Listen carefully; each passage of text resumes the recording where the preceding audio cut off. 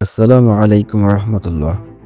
আমি মুসলিম ভাইদের উদ্দেশ্যে আজকে একটা বিষয় তুলে ধরতে চাই। প্রথমত বলি যে ক্ষমতা মানে কি বা ক্ষমতার মূল উদ্দেশ্য কি। যারা মনে করেন ক্ষমতার মূল উদ্দেশ্য দেশ পরিচালনা করা, তাদের এই ভুল চিন্তা থেকে বেরিয়ে আসা অত্যন্ত জরুরি। কারণ ক্ষমতার মূল উদ্দেশ্য দেশ পরিচালনা করা নয়। ক্ষমতার মূল উদ্দেশ্য হলো ন্যায় বিচার প্রতিষ্ঠা করা। আপনি যদি সুস্থ মস্তিষ্কের মানুষ হয়ে থাকেন, তাহলে আপনি একজন মুসলিম হিসেবে আপনার বোঝার কথা, ন্যায় বিচার কি আওয়ামী লীগ কিংবা বিএনপিকে দিয়ে সম্ভব? আপনারা যারা এই ক্ষমতাকে ইনকাম সোর্স মনে করেন, তারাই আমার এই কথাগুলোকে এড়িয়ে যাবে এবং বাজে মন্তব্য করবে। তবে ন্যায় বিচার প্রতিষ্ঠা তাদেরকে দিয়েই সম্ভব যারা হজরত মুহাম্মদ সাল্লাল্লাহু আলাইহি ওয়াসাল্লামের পথ অনুসরণ করে এবং যার ঈমান আছে।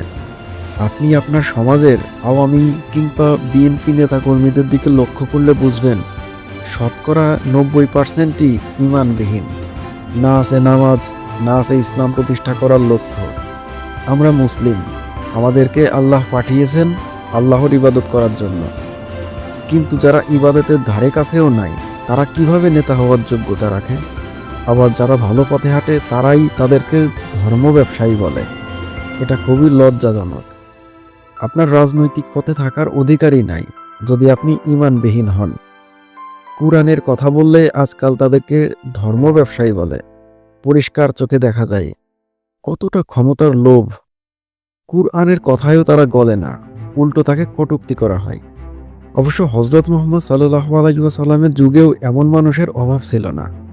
তাই সঠিক পথে থাকার চেষ্টা করেন, ন্যায় বিচার প্রতিষ্ঠা করেন, দেখবেন বাংলাদেশ কতটা সুন্দর হয়। তার পথেই চলুন যে নেতা হওয়ার যোগ্য।